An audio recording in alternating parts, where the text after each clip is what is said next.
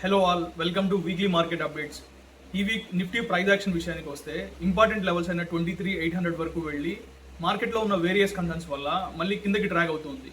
So weak స్టార్టింగ్లో Nifty 23,920 దగ్గర start అయ్యి 23,270 వరకు వెళ్ళి, అంటే లో లెవెల్స్ 23,270 వరకు వెళ్ళి ఫ్రైడే 23,640 దగ్గర సెటిల్ అయింది. అండ్ విక్స్ ని అబ్జర్వ్ చేస్తే ప్రెసెంట్ 18.8 దగ్గర అయితే ఉంది. Inflation concerns and oil price వల్ల మార్కెట్లో వోలటాలిటీ అండ్ సెల్లింగ్ ప్రెషర్ అనేది కంటిన్యూ అవుతుంది.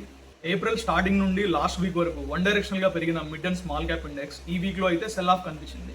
మిడ్ క్యాప్ ఇండెక్స్ వచ్చేసి ఈ వీక్ లో 1.8% పడితే స్మాల్ క్యాప్ ఇండెక్స్ 3.8% పడింది. ఈ వీక్ లో Thursday and Friday IT stock లో కొంచెం రికవరీ అయితే కనిపించింది. బట్ స్టిల్ ఏఐ కన్సర్న్స్ వల్ల ఐటీ స్టాక్స్ లో సెల్ ఆఫ్ అనేది కంటిన్యూ అవుతూనే ఉంది.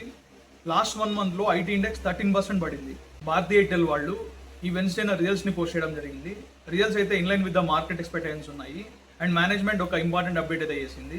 ఆఫ్రికా ఎయిర్టెల్లో భారతీయ ఎయిర్టెల్ వాళ్ళకి ఉన్న 63% స్టేక్ ని 79% పెంచుకోబోతున్నారు షేర్ స్వాప్ ద్వారా. షేర్ స్వాపింగ్ అంటే భారతీయ ఎయిర్టెల్ వాళ్ళు వాళ్ళ దగ్గర ఉన్న షేర్స్ ని ఆఫ్రికా ఎయిర్టెల్ మేనేజ్మెంట్ ఇస్తారు. ఆఫ్రికా ఎయిర్టెల్ షేర్స్ ని భారతీయ ఎయిర్టెల్ వాళ్ళు తీసుకుంటారు అనమాట. షేర్ స్వాపింగ్ అంటే అడిషనల్ గా అమౌంట్ స్పెండ్ చేయకుండా షేర్స్ ని స్వాప్ చేసుకుంటారు. సో ఇది కంపెనీకి అడ్వాంటేజ్ అనమాట. దీనివల్ల థర్స్డే రోజు ఎయిర్టెల్ స్టాక్ అనేది 5% పెరగడం జరిగింది. And management 24 rupees per share dividend కూడా అనౌన్స్ చేసింది.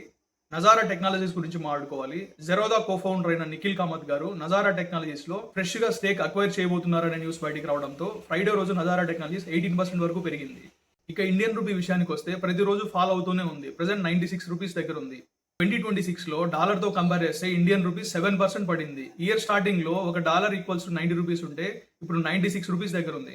ఫారిన్ ఇన్వెస్టర్స్ ఇండియాలో ఇన్వెస్ట్ చేస్తే వాళ్ళకి వచ్చే టోటల్ రిటర్న్స్ మీద 20% ట్యాక్స్ ఇండియన్ గవర్నమెంట్ కి పే చేయాల్సి ఉంటుంది. అసలే ఇండియన్ మార్కెట్స్ ఎమర్జింగ్ మార్కెట్స్ తో కంపేర్ చేస్తే చాలా అండర్ పర్ఫార్మ్ చేస్తున్నాయి. అండ్ దీనికి తోడు రూపీ ఫాల్ ఒకటి. ఎఫ్ఐఎస్ డాలర్స్ ని రూపీస్ లకి కన్వర్ట్ చేసి ఇండియన్ మార్కెట్ లో ఇన్వెస్ట్ చేస్తారు. ఏఐ థీమ్ వల్ల ఎమర్జింగ్ మార్కెట్స్ అయిన చైనా, సౌత్ కొరియా, తైవాన్ లాంటి కంట్రీస్ అవుట్ పర్ఫార్మ్ చేస్తుంటే ఇండియన్ మార్కెట్స్ లో ఏఐ థీమ్ లేకపోవడం వల్ల ఇండియన్ మార్కెట్స్ అండర్ పర్ఫార్మ్ చేస్తున్నాయి. Indian markets under performance, government కి పే చేయాల్సిన hire taxes and rupee weakness వల్ల ఎఫ్ఐఎస్ ఇండియన్ మార్కెట్స్ నుంచి ఎగ్జిట్ అవుతున్నారు. ఎఫ్ఐఎస్ అవుట్ ఫ్లోస్ ని తగ్గించడానికి అండ్ రూపీని స్ట్రెంథెన్ చేయడానికి Indian government foreign investors capital gains మీద 20% పే చేస్తున్న ట్యాక్స్ ని 5% కి తగ్గించడానికి ప్లాన్ చేస్తుంది.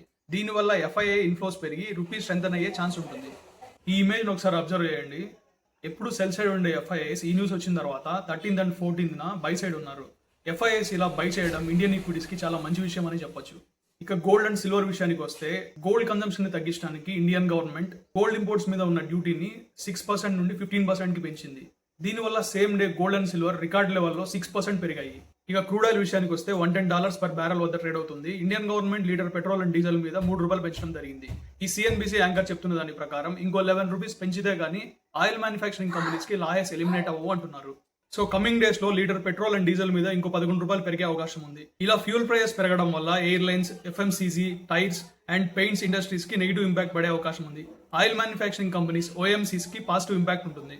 గౌతమ్ అదానీ పైన యుఎస్ లో ఫైల్ అయిన ఫ్రాడ్ అండ్ కరప్షన్ కేసుని కొట్టివేయబోతున్నారు. ఇది అదానీ స్టాక్స్ అయిన Adani enterprises, Adani energy, Adani green energy, Adani gas లాంటి స్టాక్స్ కి చాలా పాజిటివ్ న్యూస్ అని చెప్పొచ్చు.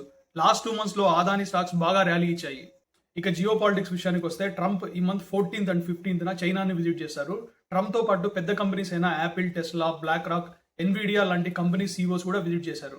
యుఎస్ అండ్ చైనా మధ్య tariff issues, AI technology, West Asia conflicts, Taiwan issues and trade deals గురించి డిస్కషన్ జరిగాయి. సో రెండు కంట్రీస్ మధ్య మంచి ట్రేడ్ డీల్స్ జరిగాయి అని చెప్తున్నా ఎలాంటి డీల్స్ జరిగాయి అనే దాని గురించి ఇంతవరకు క్లారిటీ లేదు. చైనా యుఎస్ దగ్గర నుంచి 200 బోయింగ్ ప్లేన్స్ ని కొంటుంది అని ట్రంప్ అనౌన్స్ చేశాడు. బట్ చైనా దగ్గర నుంచి దీనిపైన ఎలాంటి అనౌన్స్మెంట్ లేదు. అండ్ యుఎస్ అగ్రికల్చర్ ప్రొడక్ట్స్ ని చైనా భారీగా ఇంపోర్ట్ చేసుకోబోతుందని ట్రంప్ అనౌన్స్ చేశాడు. ఇరాన్ కి న్యూక్లియర్ పవర్ ఉండకూడదు అండ్ ఎలాంటి వెపన్స్ సప్లై చేయము అని చైనా అగ్రి చేసినట్లు ట్రంప్ అనౌన్స్ చేశారు. తైవాన్ విషయంలో యుఎస్ యాక్టివిటీస్ ఏవైనా చైనాకి యాంటీగా ఉండి ఏదైనా ఇబ్బంది పెట్టే ప్రయత్నం చేస్తే కాన్సిక్వెన్సెస్ సీరియస్ గా ఉంటాయని చైనా ప్రెసిడెంట్ జీ చెప్పారు. అండ్ యుఎస్ ఫెడ్ చైర్ కి సంబంధించి జెరోమీ పవల్ టర్మ్ అయితే ఎక్స్పైర్ అయింది. ఆయన ప్లేస్ లో కెవిన్ వార్ష్ ని అపాయింట్ చేశారు కొత్త ఫెడ్ చైర్మన్ గా. యుఎస్ వార్ విషయానికి వస్తే ప్రస్తుతానికి సీజ్ ఫైర్ అయితే నడుస్తుంది. స్ట్రైట్ ఆఫ్ హార్మోస్ క్లోజర్ లో ఉండడం వల్ల క్రూడ్ ఆయిల్ ప్రైజెస్ భారీగా పెరుగుతున్నాయి. దీనివల్ల ఇన్ఫ్లేషన్ కన్సర్న్స్ రైజ్ అవుతున్నాయి. ఏప్రిల్ మంత్ కి సంబంధించి సిపిఐ ఇన్ఫ్లేషన్ డేటా వచ్చింది. మార్చ్ లో 3.4% ఉంటే ఇప్పుడు ఇన్ఫ్లేషన్ 3.48 కి పెరిగింది ఏప్రిల్ మంత్ లో. బట్ ఆర్బీఐ టార్గెట్ 4% కంటే బిలోనే ఉండడం వల్ల ఇన్ఫ్లేషన్ అయితే కంట్రోల్లోనే ఉంది. బట్ రీసెంట్గా ఆయిల్ ప్రైస్ పెరిగాయి కాబట్టి దాని ఎఫెక్ట్ అన్నిటిపైన ఉంటుంది. సో కమింగ్ మంత్స్లో ఇన్ఫ్లేషన్ పెరిగే ఛాన్సెస్ ఉంటాయి.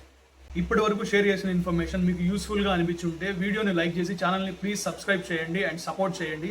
So that's all about this week market highlights అండి. నెక్స్ట్ వీక్ మరిన్ని కొత్త మార్కెట్ అప్డేట్స్ వెళ్దాం. అంతవరకు టేక్ కేర్.